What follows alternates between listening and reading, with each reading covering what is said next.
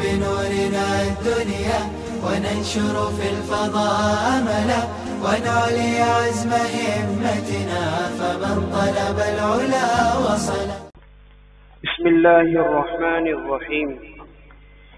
علم کی زندگی سوال و جواب میں ہے.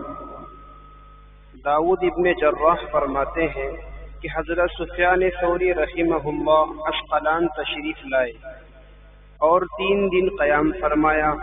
اس دوران کسی شخص نے آپ سے کوئی مسئلہ نہیں پوچھا تو آپ نے خادم سے کہا کہ میرے لیے سواری کرائے پر حاصل کرو، میں یہاں سے جانا چاہتا ہوں، اس لیے کہ یہ ایسا شہر ہے جہاں رہنے سے علم کا جنازہ نکل جائے گا.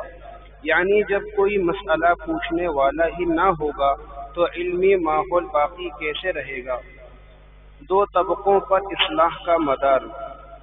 حضرت عبداللہ ابن عباس رضی اللہ عنہما فرماتے ہیں کہ نبی اکرم صلی اللہ علیہ وسلم نے ارشاد فرمایا کہ میری امت کے 2 طبقے اگر سدھر جائیں تو سب لوگ سدھر جائیں گے، علماء اور اصحاب اقتدار. حضرت قتادہ رضی اللہ عنہ فرماتے ہیں کہ علماء کی مثال نمک کے مانند ہے کہ اگر کوئی چیز بگڑ جائے تو نمک کے ذریعے اس کی اصلاح کی جاتی ہے، لیکن اگر نمک ہی خراب ہو جائے تو پھر اس کی درستگی کی کوئی صورت نہیں ہے. معلوم ہوا کہ امت کی اصلاح کے لیے مذہبی و سیاسی قائدین کا اولاً سدھرنا اور صلاح سے متصف ہونا ضروری ہے، اور اس کے بغیر عمومی اصلاح کا تصور نہیں کیا جا سکتا. عالمانہ وقار کی اہمیت. حضرت عبداللہ بن مسعود رضی اللہ عنہ نے ارشاد فرمایا کہ اگر اہل علم اپنے علم کے وقار کو بچا کر رکھیں تو ساری دنیا کی سرداری انہیں اس علم کی وجہ سے نصیب ہوگی، لیکن وہ اہل دنیا سے مال و دولت کے حصول کے لیے اپنے علم کو استعمال کرتے ہیں، جس کی وجہ سے دنیا والوں کی نظر میں ان کا مرتبہ گر جاتا ہے.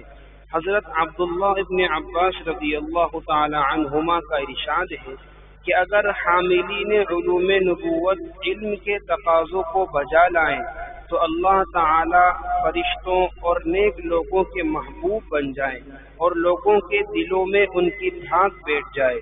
مگر افسوس ہے کہ یہ علماء اپنے علم سے دنیا طلب کرتے ہیں، جس کی بنا پر نہ صرف اللہ تعالی کی نظر میں ناپسند قرار پاتے ہیں بلکہ لوگوں کی نظروں سے بھی گر جاتے ہیں.